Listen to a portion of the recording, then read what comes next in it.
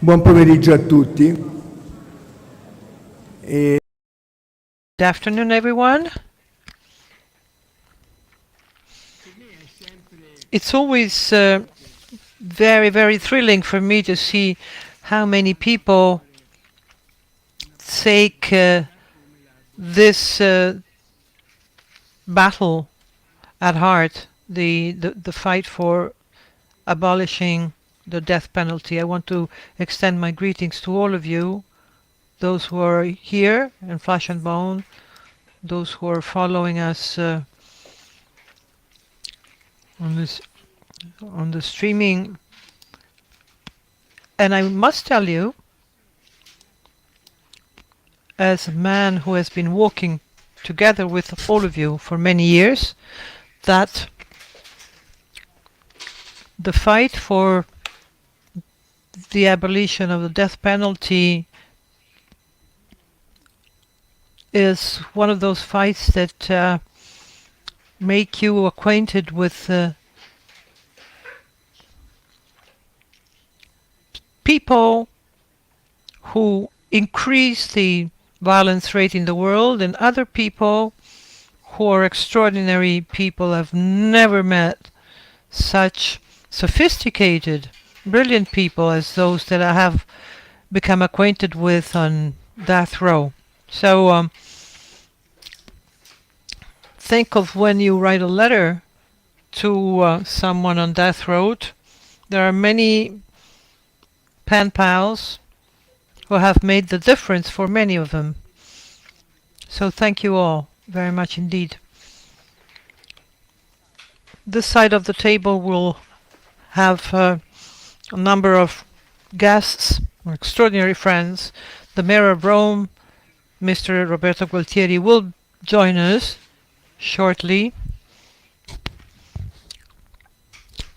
He's now busy with a City Council meeting, but he wants to catch up with us. So I want to inaugurate this November 29th, 2023 World Day Against the Death Penalty. There are over 2,000 cities that are taking part in this international event. We're going to be screening a short video on that issue.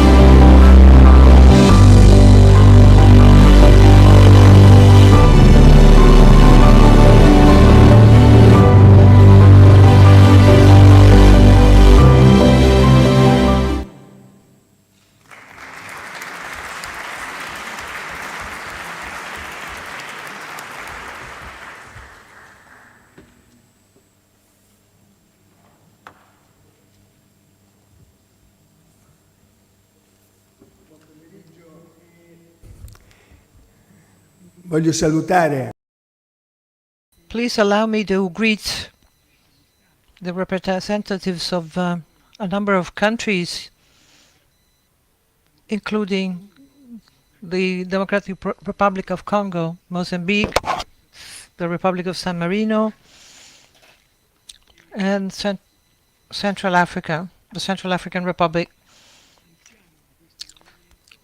I have been with the movement of Sant'Egidio for a long time, so I'm under the obligation of inaugurating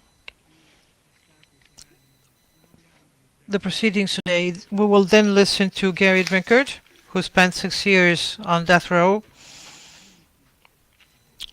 Then Susanna Norlihan Binti alias from Malaysia, a lawyer and an activist, a theologian, and a brave woman who contributes her skills to the battle, to the fight against the death penalty, and the mayor of the Central African Republic's capital, Bangui, a special friend of the city of Rome. I would dub him the president of all mayors. Lately, we have read words that we were not acquainted with. Nitrogen hypoxia, asphyxia from lack of nitrogen.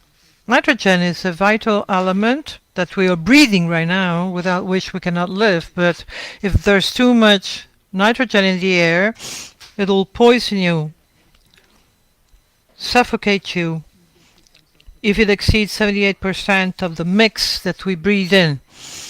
This is the reason why this International Day is also part and parcel of the fight for life of a man called Mr. Smith on death row in Alabama.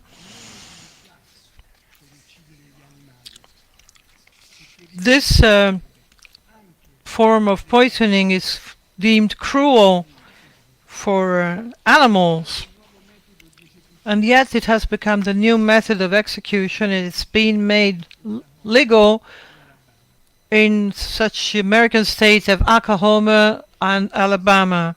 Think of having someone pressing their knee on your neck, making it impossible for you to breathe until you choke to death. Che avvenga per la prima volta il 25 gennaio.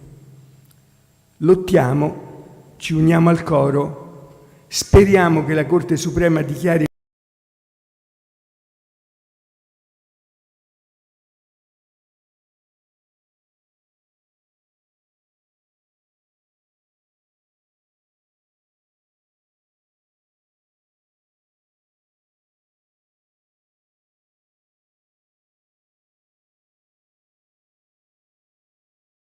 delle esecuzioni sommarie, dei linciaggi, i linciaggi. Non sento niente, non sento più nulla.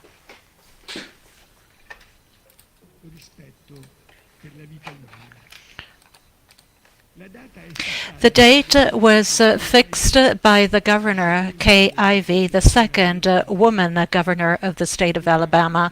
She's a Democrat and a conservative, as were, who has become a Republican, known as a very fervent believer.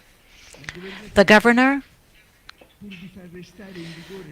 so as to keep the death penalty in Alabama in the past, allowed for a law to be passed which prevents judges in trials that envisage the death penalties to do something more, to overrule, and that is to go beyond the law. In other words, in the case in which the people's jury were to decide in favor of detention, also for life, life imprisonments, the judges of Alabama were enabled to do so, but they have been banned from inflicting the death penalty. So that is a minimum the least you could ask for. But in that case, it really was not a choice in favor of life, for it was a way to keep in Alabama the death penalty, because the Supreme Court of the United States was about to pronounce itself in relation to the fact that the system in place in Alabama was so unfair, precisely because of this fact, so as to be regarded as unconstitutional, and therefore the whole process of the death penalty needs to be stopped. We need, and we know that the death penalty is no doubt in contrast with the teachings of the Catechism of the Catholic Church, which is presented to all believers, to all men and women of goodwill, by Pope Francis. This pontificate, which has fulfilled the process as undertaken by the pontificates of the 19th century, from Pope John the 23rd to Paul VI, from John Paul II to Pope Benedict the 16th, well, it laid a groundstone for a justice that is never never violates life and human life, thereby becoming an unfair justice, because you can never take away from someone what you never gave in the first place. That is not our power. That is, we can't take away something that we can't go back, that we can't give back. That is life. Pope Francis, in the Catechism of the Catholic Church, states that the death penalty is always inadmissible. You cannot be a believer and resort to the death penalty unless you suspend the fact that you're a believer. You cannot be a human being and inflict the death penalty. There is never a legitimate defense between a state and an individual. Gary Drinkard, who is here with us, who has come from Alabama, will speak to us about that, and that's why I'd like to begin with listening the story of Alabama. We'll hear from him soon. The world is forgetting what it means to be and to remain human beings, and that is why this global mobilization that starts from Rome, and that started in Rome 21 years ago, every year by initiative of the community of Sant'Egidio, together with a city that is an expert in life and in death, as is Rome, together with the logo, the monument, that is our living testimony to life, that is the Colosseum. Well, it has a very special meaning during a time of war.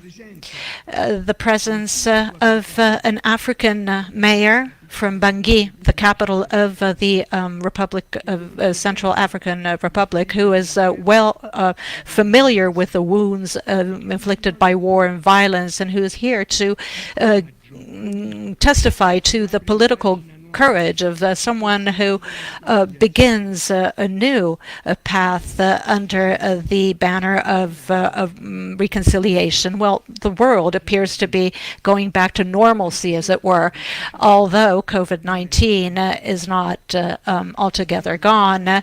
It is the upside-down normalcy that we're immersed in, where war is once again a normal instrument to deal with international controversies, killing politics and diplomacy, from Ukraine to the Holy Land, from Sudan to Yemen, where it is called an emergency, so that one is justified in resorting to senseless measures.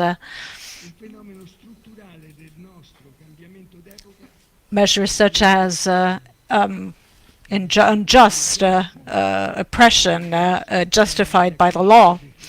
And that is not an emergency, since the structural datum of an increase in forced refugees and displaced persons who are in flight, fleeing wars, persecution, and is staggering. 60 million 10 years ago, 90 million in February 2021, 114 million today.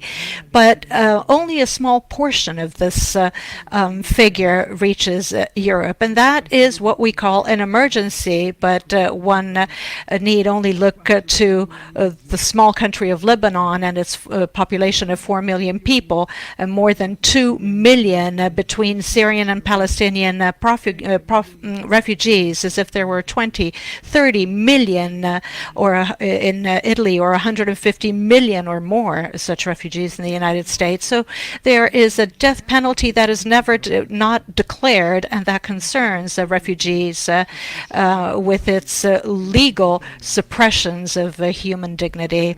These are the lack of rescue, the complicity with those who holds people in detention, resorting to exploitation and torture, and the pathways that lead to a lengthy, senseless marginalism.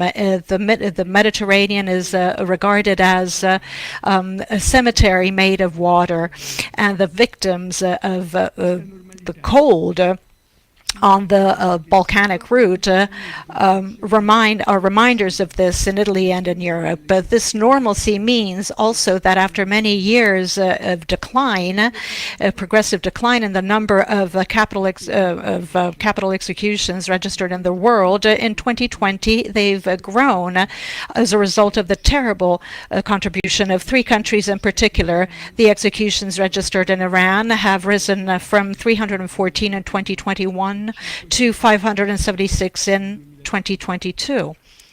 The figures have trebled in Saudi Arabia. They have spiked from 65 in 2021 to 196 in 2022, whereas the Egyptian state has killed, after a trial, 24 people,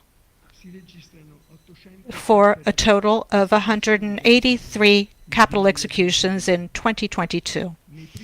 In the first months, or rather in the first 8 months of this year, we've registered 538 executions.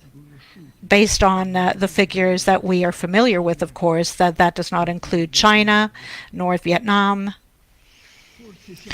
Perhaps we're at the beginning of a new decline, and we're always 5 times less than what we registered just a little over 10 years ago.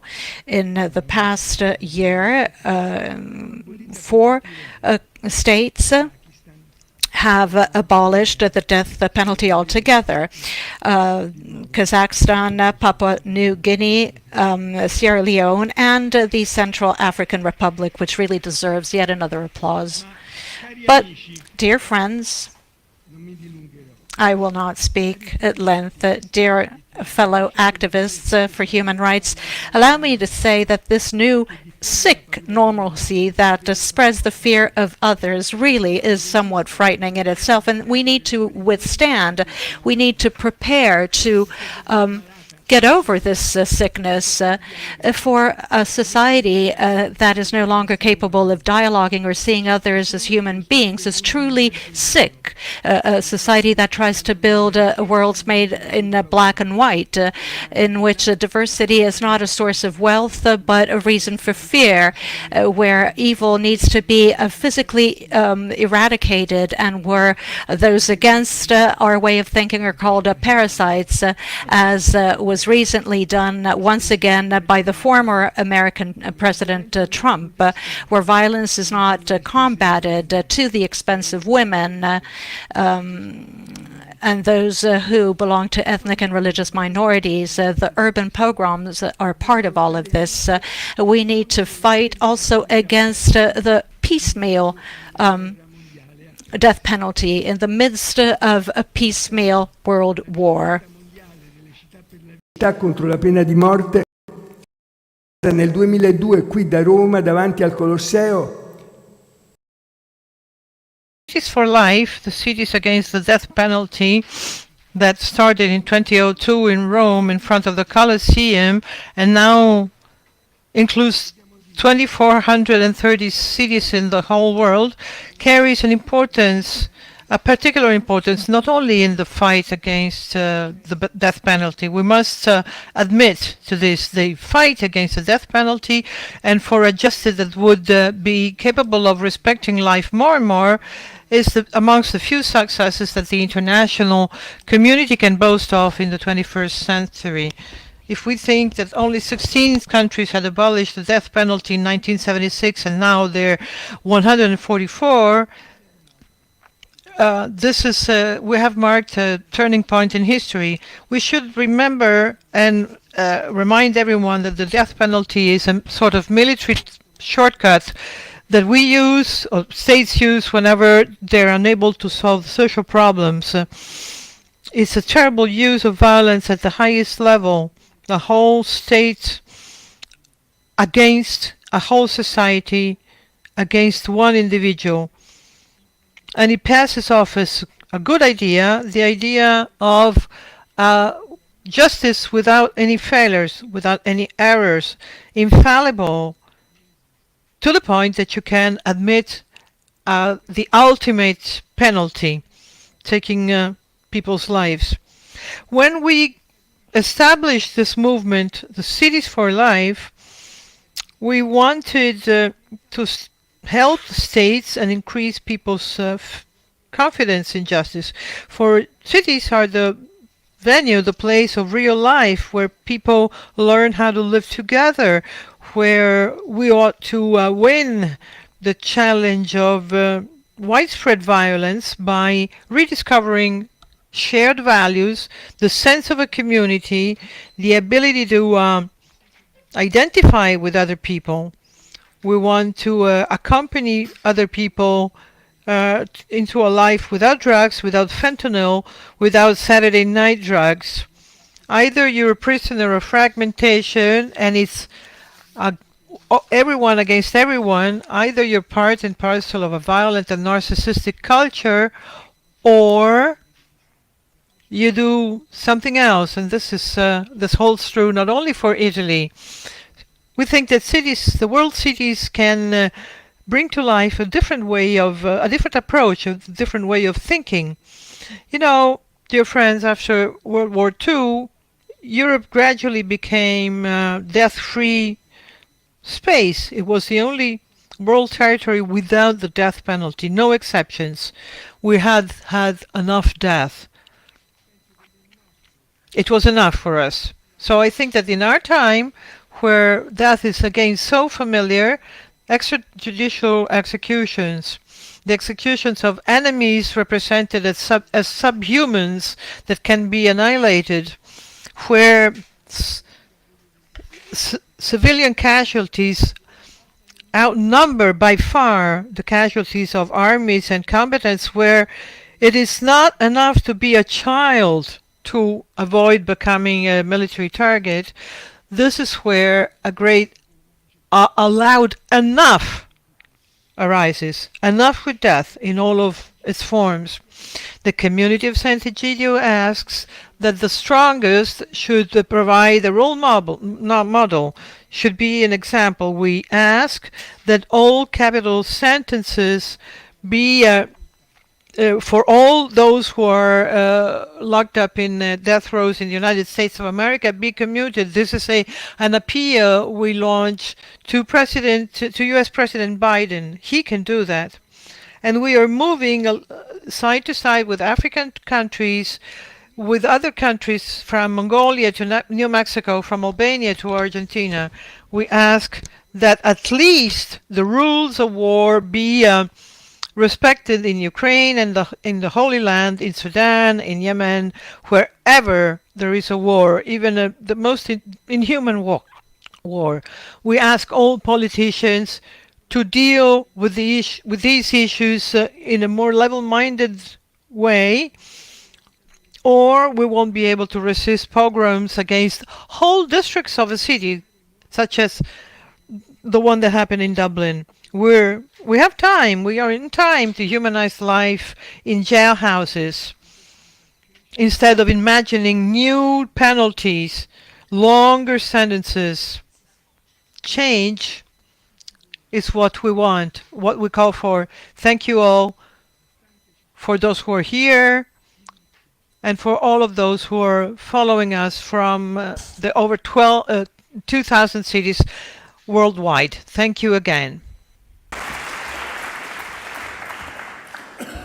E adesso, per fortuna, Oh, fortunately, I can hand this over to a great woman, Susanna alias Nurlihan Binti. She is a dear friend, also, and above all, she's a very, very bold woman. She's a lawyer herself, she's a jurist.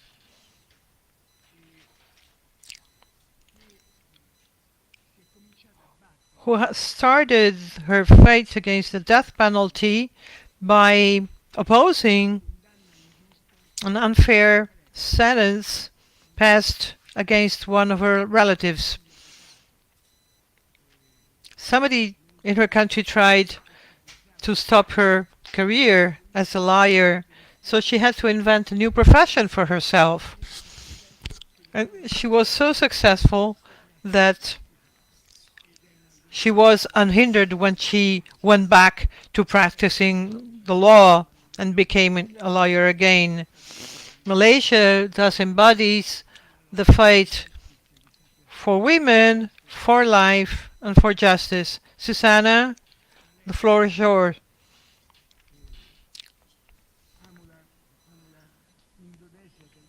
I love Indonesia so much that I have confused the two countries. I hope you forgive me. It's Malaysia that she comes from. Ladies and gentlemen, esteemed guests and advocates of justice, before I start, you must be thinking how old I am and how long I've been fighting against the death penalty, right?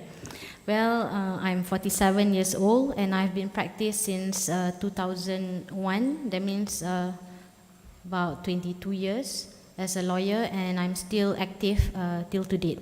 Okay? Because I'm sure you must be thinking, you know, these small ladies, you know, fighting against the death penalty, and it seems like maybe 2-3 years in practice. Okay. Well, I'm honored to stand before you today to delve into a topic that transcends legal statutes and moral boundaries: the abolition of the death penalty and the fostering of compassion within our justice system. Picture a society where justice isn't weighed in the balance of life and death, but in the pursuit of healing, rehabilitation, and understanding.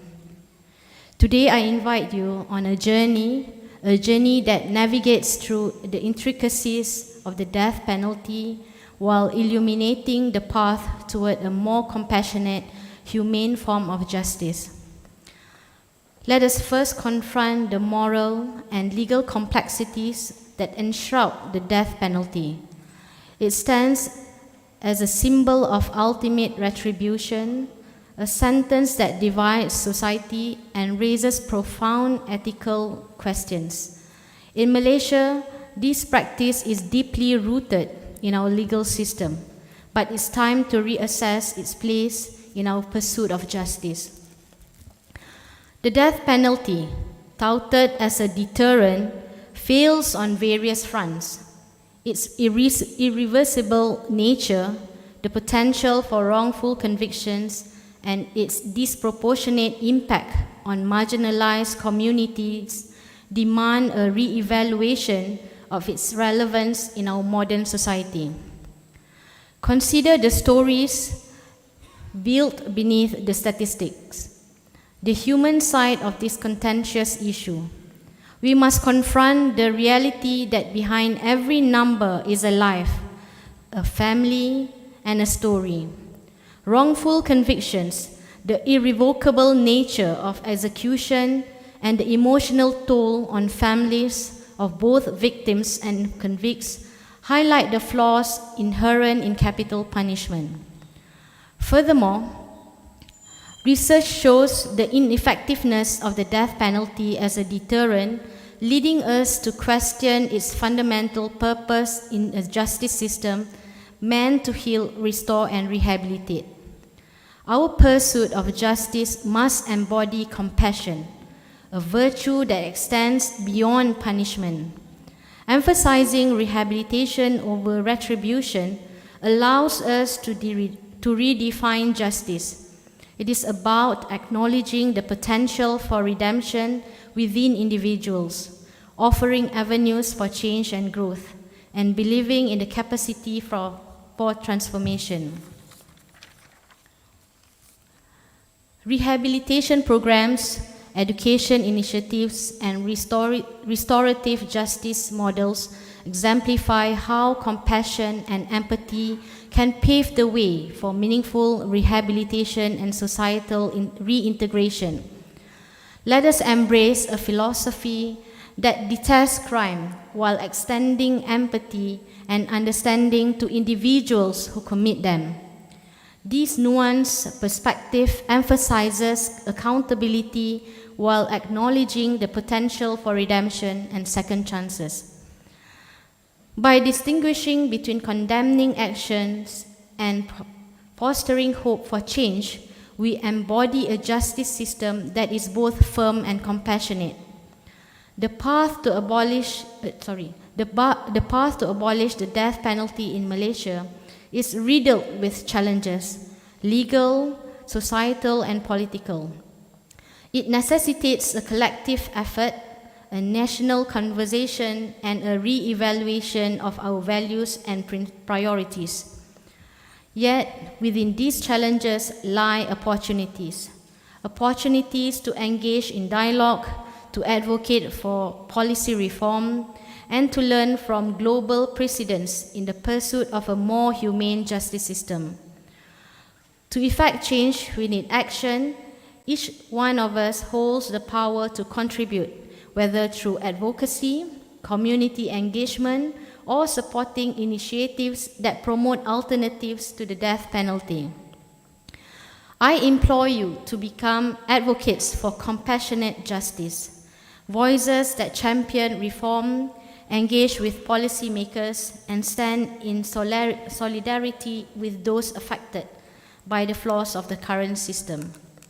In conclusion, our pursuit of justice should be an embodiment of our collective values: empathy, compassion, and the belief in the potential for change. Let us reflect on our role as individuals within a society striving for justice tempered with humanity. The path to a more compassionate justice system isn't easy, but it is one worth treading. It's a path that values life, respects the dignity of every individual, and affirms our commitment to a society founded on principles of empathy and understanding. Before I end my speech, I just want to emphasize that when you talk about the death penalty, you also have to consider that lawyers like me are just human beings and we have weaknesses. And due to that, we are actually part of the process in sending criminals to the gallows. So that's the reason why I want to abolish the death penalty. Thank you.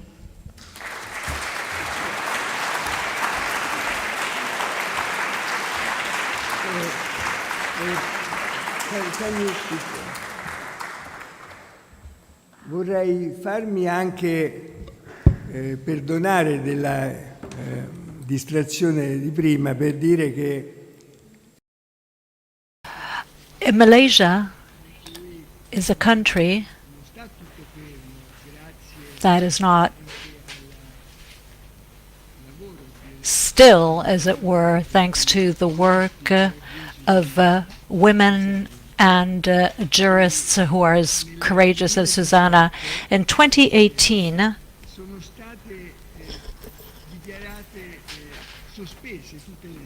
all executions were suspended and a moratorium was proclaimed. But the decisions of the courts were not commutated or changed.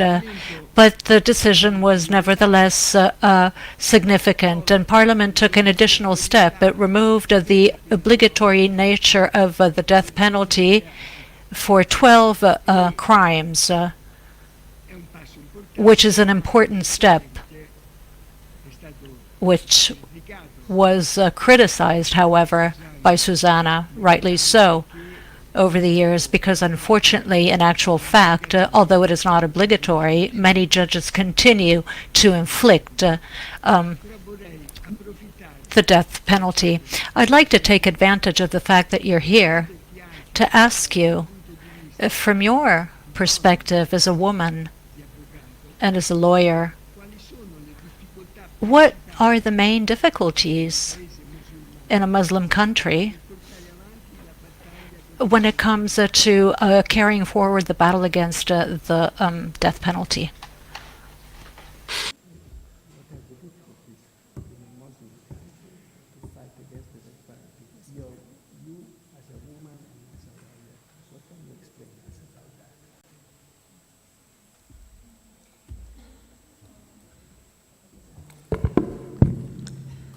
For me, when you talk about abolishing the death penalty, it has nothing to do with gender or religion. If you think that death penalty is wrong, then it's wrong. You don't. You mean? Speak slowly. Okay, sorry. I'm used to speaking very fast. Sometimes the judges will say, "Puan Susanna, can you please slow down?" Okay. Because the problem with me is that my mind is thinking forward where my mouth is slowing down. So, okay, in Malaysia, I believe that, I don't know whether it's true or not, but I personally believe that I'm one of those ladies who are very vocal in abolishing the death penalty.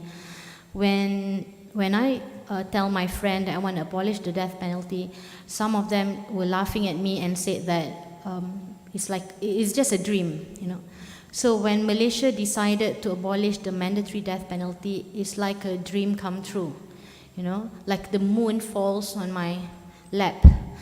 And I always tell my friend that in Islam, death penalty is the last resort, but many people in Malaysia think that death penalty is the first solution. But for me, when you have the death penalty, it's like the government is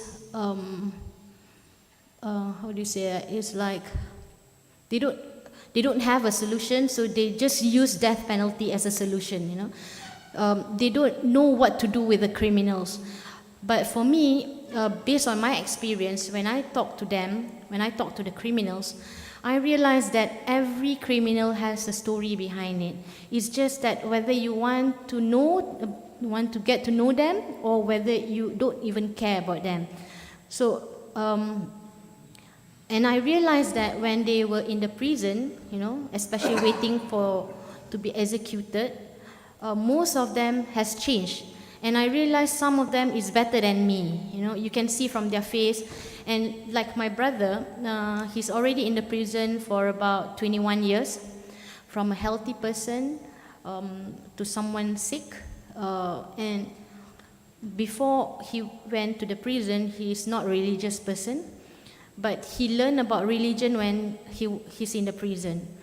So for me, in Islam, that is good enough. That means you have change someone to become a better person. So for me, it's not about religion, it's not about gender or whatever. It's about whether you are brave enough to fight against the death penalty. So I did receive some threat from the public when I said that I want to abolish the death penalty. But I don't care, because God is always with me, and I believe that God knows what I'm doing. So did I answer your question, or? Thank you.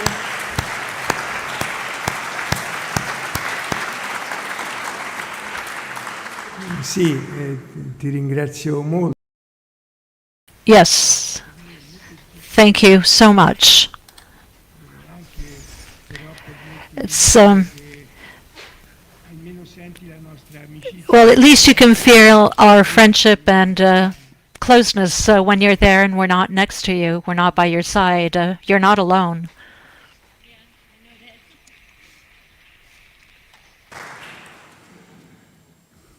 Credo che sia anche il momento per I think the time has come to listen to another testimony, which is that of a man who has lived an experience that we can wish upon no one, which is that of being arrested, taken to death row, and then released after far too many years. But I see that the mayor, Roberto Gualtieri, has just joined us, so without further ado, we'll give him the floor.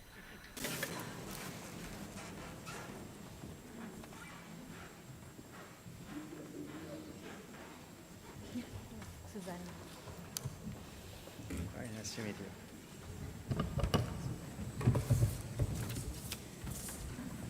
Abbiamo appena ascoltato, Sindaco, la testimonianza di una giurista. Mr. Mayor, we have just listened to the testimony of a jurist and lawyer and activist, Susanna Nurlihan from Malaysia, who fights against the death penalty. And I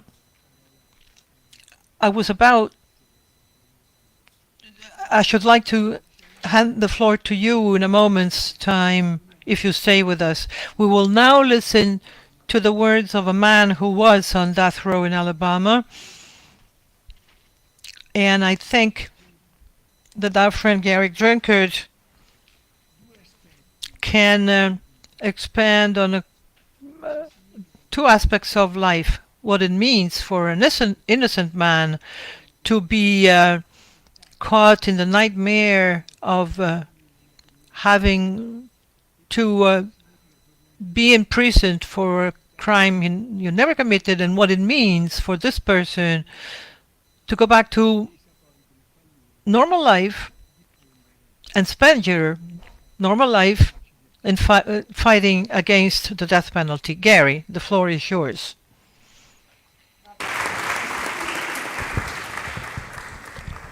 Sindaco, c'è la traduzione. Dear Honorable Mayors and dear friends, I extend my heartfelt gratitude for the warm welcome in this beautiful city, and to the thanks to the invitation from the Sant'Egidio community. My name is Gary Drinkard, and it brings me immense joy to be able to share a part of my life with y'all tonight. In the not so distant past, my life took an unexpected turn. I had a wonderful family, wife and 3 children. We were on the verge of building a dream home on a 40-acre plot of land, a venture that was meant to secure our future and better future for us. However, our dreams were dashed and shattered when in 1993, the police entered our rural home in search of drugs. What followed was unimaginable. Despite finding only a small amount of marijuana, I was accused of a murder I knew nothing about. The events that unfolded from there were nothing short of a tragedy, a wrongful arrest, an incompetent attorney, and a swift conviction that sentenced me to death by the electric chair. My time on death row at Holman Prison was marked by a harsh reality of the justice system. I was witness friends facing the electric chair, some losing their lives to suicide, and many succumbing to the mental role of life on death row. Depression, hopelessness lurked around every corner. After 5 agonizing years, I won my appeal and my case was overturned and sent back for a new trial. Returning to the new trial, I was fortunate enough to have a dedicated team of legal attorneys, Chris Adams, Richard Jaffe, who proved my innocence, and I was at home the night the murder was committed. In 2001, I was exonerated, and I owe my freedom to the tireless efforts of my attorneys and invaluable support of my pen pals. If I didn't have the pen pals, I would have dwelled on death row, and it would have drove me insane. So therefore, the support of the pen pals was very, very helpful. Past my harrowing experience on death row, I aspired to rebuild my life. Despite pursuing higher education, the stigma of capital murder on my record, secured employment is a very big challenge. I went back to a local university to get a job for respiratory therapy. And after 2 years, I applied for an application and I couldn't get a job. The resource officer laughed and said, "No hospital will ever hire you with that on your record." It was during this period that I became involved with Sister Helen Prejeune. She had started an organization called Witness to Innocence, sharing my story to shed light on the atrocities of the death penalty. Allow me to draw your attention to the case of Kenneth Smith. He was a dear friend of mine and a fellow prisoner while on death row. Despite his virtues of being a Christian and a meek, humble man, he had lost his appeal, and in 2022, Alabama tried to kill him and botched the execution. Kenny said he could feel the stabs of the needle going in him 17 to 20 times. He could feel them each time. They never give him any medicine to block the pain from that. This underscores the attempt, the urgency that's needed by the collective community against the death penalty. This is not merely a fight for one man's life. It's a global and universal struggle for the sanctity of life. I implore you to join us in prayers and advocacy to prevent the injustice and to stand against the death penalty worldwide. Thank you so much for your time and patience.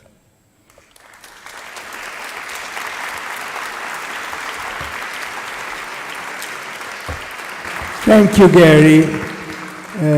Please allow me to ask you one personal thing. What was the most terrible thing for years on death row? It was knowing you're innocent and not being able to get anyone to listen to you.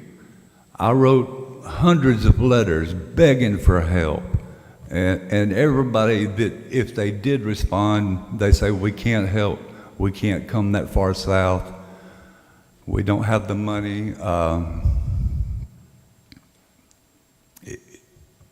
Not being able to get somebody to listen to you is the most hopeless thing that you can ever experience. And what is your dream now? My dream, working with Witness to Innocence and coming to Rome and other cities, is to abolish the death penalty. I'll work against the death penalty for as long as I live, because there are innocent men on death row. I know all in America. I know at least 5 innocent men on death row now, and the states are going to kill them. If we can't help them in some kind of way, the states will kill them. They don't care. Thank you.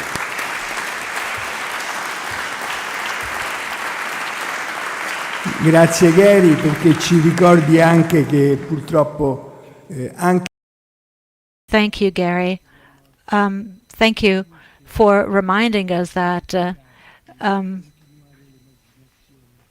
in spite of the fact that some people do survive death row like you, they're confronted with the stupidity of people who continue to inflict the stigma. Now, moving on to our next speaker, we'll hear from our mayor. This is a beautiful hall where we can have a sense of history.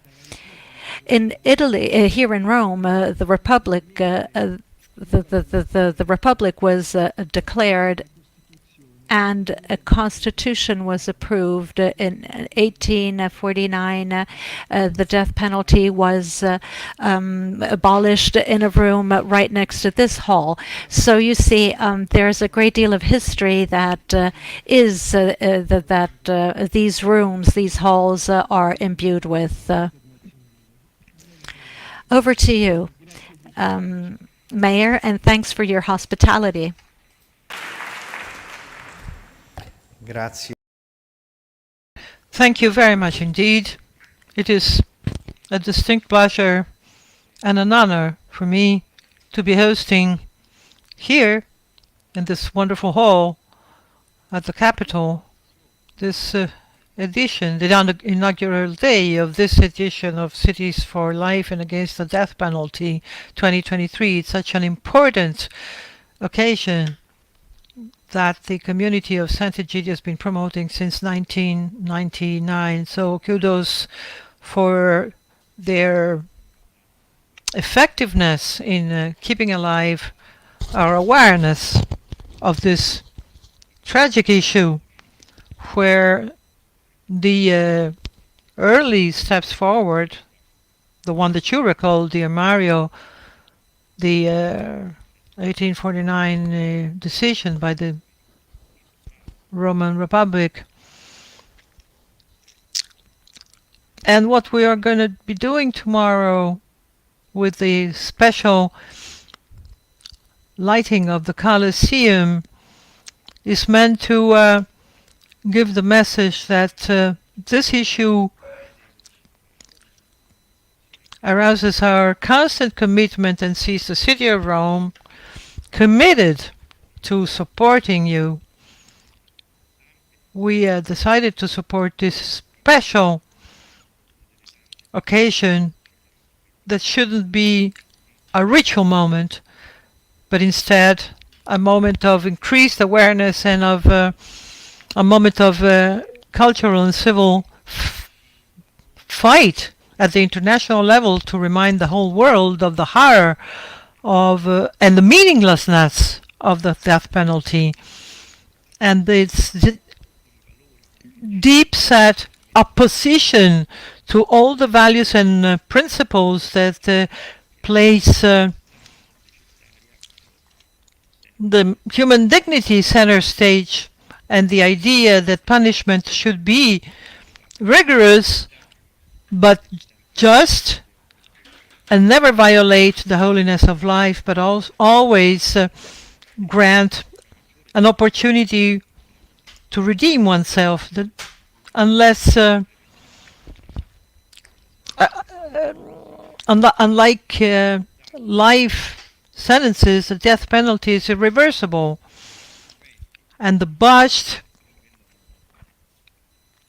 sentences and the unjust or even wrong sentences make this point especially significant, as we have heard from the touching words of Gary Drinkard.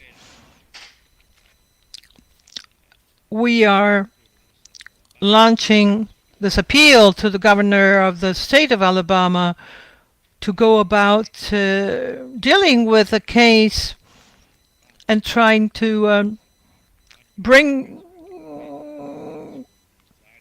to everyone's attention the cruelty of the existence itself of the death penalty and of the latest methods introduced to inflict such penalty.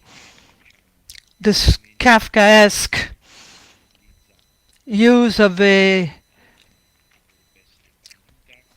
method that should be banned, and where the death penalty is inflicted in spite of trials where the jury overwhelmingly decided otherwise. This is truly an iconic case that the public opinion, the whole over the world should focus upon. This is the reason that I want to support and endorse the appeal sent by the community of Sant'Egidio to all governments in the world that are still those countries where the death penalty is still in force. We ask for a moratorium, for a suspension. So we're honored in Rome to be hosting this bold initiative. I also want to extend my heartfelt greetings to my friends who are here in attendance. First and foremost, the mayor of Bangui in the Central African Republic. It's wonderful to see that there are so many participants in this occasion. And the fact that the World Coalition Against Death Penalty was founded here in Rome is a reason of pride for me as mayor of this capital city of Italy. We do believe that the city should continue to make its voice heard yet again.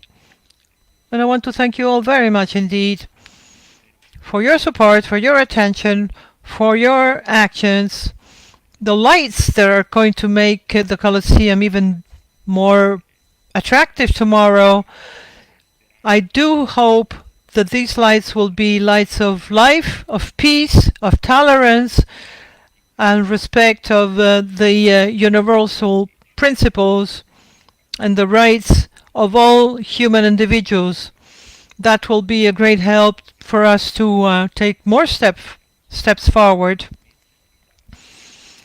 I want to thank Gary Drinkard once again very warmly for his bold and generous support for this cause in defense of all the lives that are threatened by the death penalty in those countries, too many of them, in actual fact, where it's still in force. Our perspective is to support the resolution for the moratorium introduced to the United Nations, which has collected a very high number of signatures. So let me take this opportunity, if I may, to invite you all to sign that resolution, to make it the center of your moral and civil commitment. Rome, the capital of Italy, is committed on your side. Thank you very much.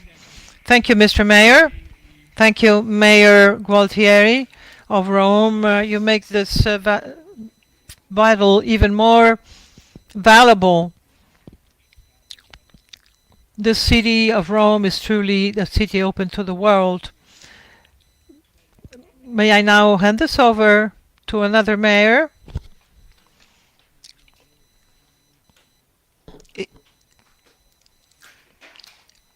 Mr. Nakombo, the mayor of Bangui, the capital of the Central African Republic. Mr. Nakombo has just signed and underwritten a relationship, a special friendship with between Bangui and the city of Rome. He was hosted by he hosted our mayor, Mr. Gualtieri, in his city. Mr. Nakombo has accomplished many feats.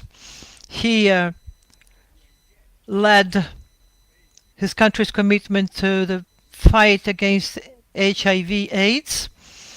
And along with the community of Sant'Egidio, he has been a facilitator of the peace agreements at the Brazzaville Forum and the peace agreements took place on February the 6th in 2019. Mr. Mayor, you have the floor, and thank you very much indeed for being here as a friend of the city and of the Sant'Egidio community. Je voulais dire un grand grazie à mon collègue le maire Roberto, à I would like to thank Sant'Egidio and Mario in particular, Leonardo, and then my friend Duba, who is in Bangui, and the Italian people all. You support the people of Africa, and in particular the people of Central Africa. And my colleague Roberto was in Bangui just a few days ago. Bangui is 5 hours away from Rome. It's closer to Rome than to many other European cities. So thank you. Today we speak. I forgot to say that. I forgot to mention my colleague, the ambassador at the Holy See. Could you please stand up? He is the ambassador of the Congo, of the Republic of Congo, the Democratic Republic of Congo at the Holy See. His name is Deo Gracias, and he has been assigned to the Holy See. You see the religious connection. That's quite extraordinary. So to begin, I'd like to say that I am a child of the Vatican. It wasn't said, but I was educated by the Capuchin friars, and I'm quite familiar with the Vatican as a whole. And so I am a Catholic believer, and Rome is the capital city of Catholics, right?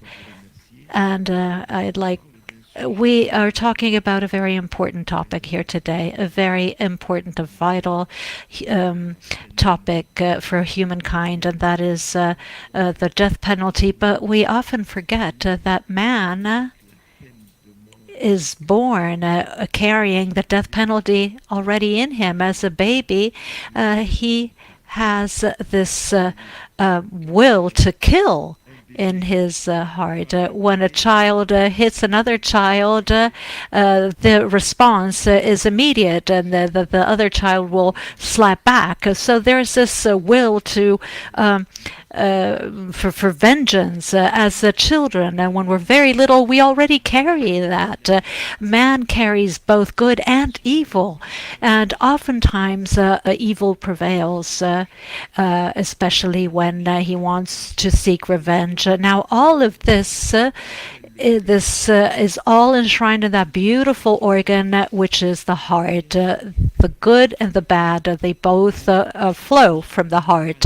And so when evil comes out of the heart, it lasts. If you hurt someone intentionally, something that comes from the heart, the effects are lasting. Likewise, when what is good that flows from your heart, that good is going to be everlasting. Hence, the need to really wish to put an end to the death penalty, starting from our heart, that this desire and that our will to fight should originate originate from our heart. Now, people who are in power, like myself, a mayor or a deputy or a father, a mother, each one of us has the power to hurt and to do good, to do bad and to do good. It's as if we have in our hands both fire and water. Water symbolizes what is good. Fire symbolizes what is evil. Now, when the fire is kindled, it is put out by water. When you're a father, you have power over the members of your family. You have to be careful. You are both water and fire. But when you make room for evil, you produce fire, and that fire, when it originates from water, it cannot be put out because it comes from within you. So when you have power, you must always do good. You have to use water not to generate fire, but to put it out. When you're a father, when you're a mother, you have power, and you must always pursue or seek to put out fire. In our country, we have experienced a very difficult situation, very difficult indeed. And it's a situation produced by people, by men, often in many cases men in power who were incapable of putting out that fire by pouring water over it on a regular basis. And so that fire has spread, and we've experienced the worst crisis we've ever experienced. In my country, every 10 years, we have a recurring crisis. But the crisis that struck us in 2012, 2015 was very, very serious. People killed each other. This crisis, according to the narrative, was of religious origin, but that's not true. In my country, Catholics prevail, followed by Protestants and Muslims. So the narrative was that there was an interreligious conflict at the origin of the crisis. People said, we've been abandoned by power, by the people in power. We have been neglected.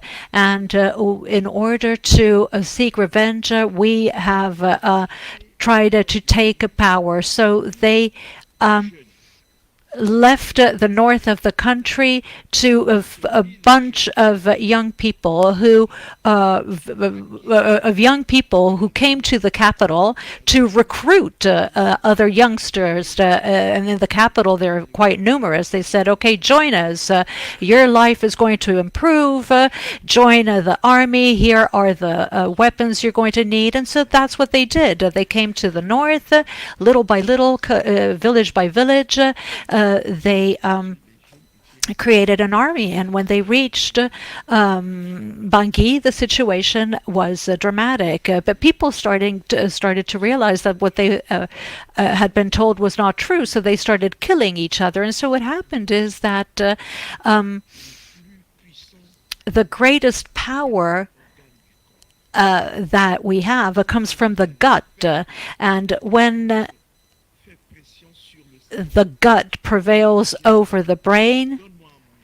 When I'm hungry, my gut tells me that I'm hungry. It's my brain, can't prevail. And so that's what happened. People were given weapons just to have a little bit of money. But it went worse. People wanted to fight in order to have money or to work, but they started killing in order to get that money and to get what they wanted. And so they ended up with nothing. And a very serious crisis ensued. People killed each other, destroyed each other. And it was thanks to Sant'Egidio and my NGO, which put the two fighting parties face to face, and they were able to talk. So the rebels took something good to do evil. Sant'Egidio came in. They worked with us. We were able to restore peace, and we managed to overcome the situation. And we elected a head of state. His name is Douadira. He is a professor in mathematics who comes to Rome quite often. And this president who shares the values, who continues to teach at university. He's a president who gives out his telephone number to everyone. You can call him up whenever you want. He's everywhere. He's totally acceptable. He shares our values. This president was elected, and he was invited to take part in a summit in Madrid. That was in 2019. The president took on, made a commitment at the summit before the world to abolish the death penalty. It was 2019, and on May 22nd, 2022, the National Assembly of Central Africa proceeded with enacting the law, and the law was promulgated and therefore enforced in the Central African Republic. Man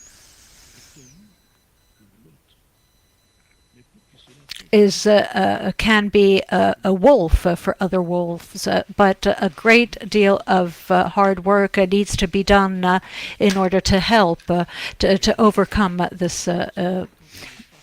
Often when you're confronted with a danger,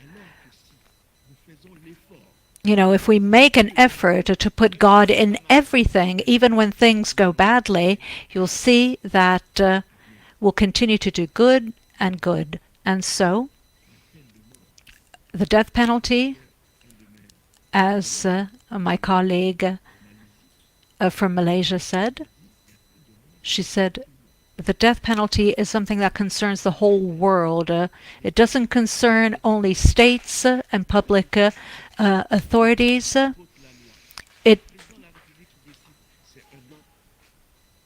interpreter apologizes, but often the sound breaks.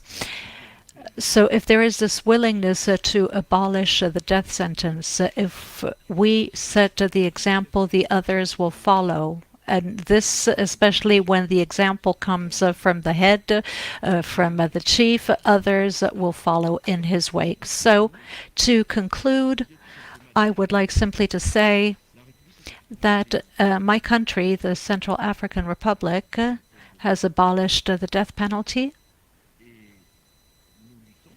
And we continue to fight to see to it that other countries also who haven't done so yet will do so. But from the heart, once again, it has to come from the heart and in the heart. It all happens from and in the heart, through the will of the heart that flows from the heart. And so we're very glad to be here, very proud to be with you. The world is indeed a global village, and we need each other. My country, the Central African Republic, would like to open the doors, the gates for the people of Italy. We've established an agreement. We've made an agreement with my friend Roberto so that the city halls may join forces and open their doors so that there can be an exchange of people, that people can go freely from one country to another. So once again, thank you. Thank you ever so much. May God bless us in abundance.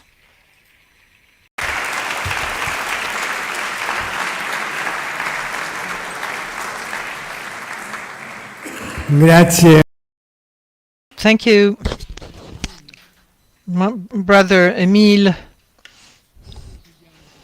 We will now conclude this occasion, which inaugurates our celebrations and our fight against the death penalty on the occasion of the 30th November 2023.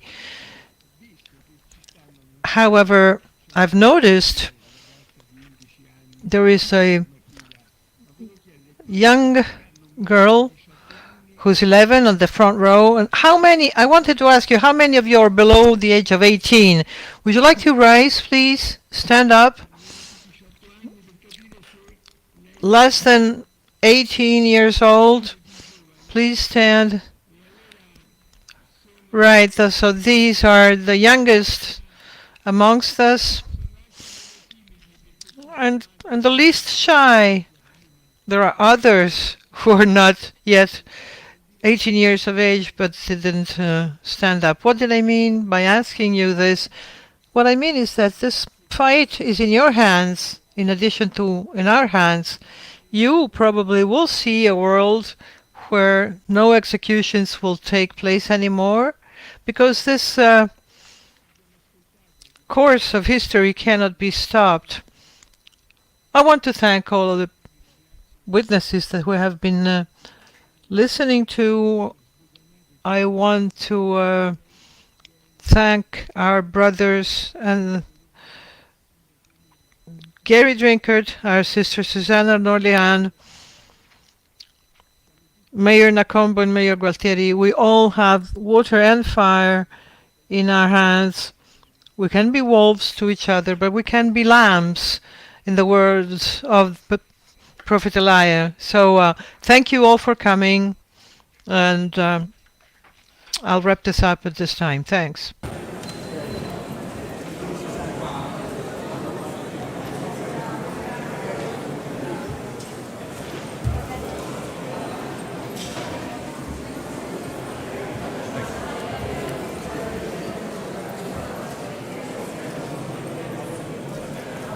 E questo noi facciamo così per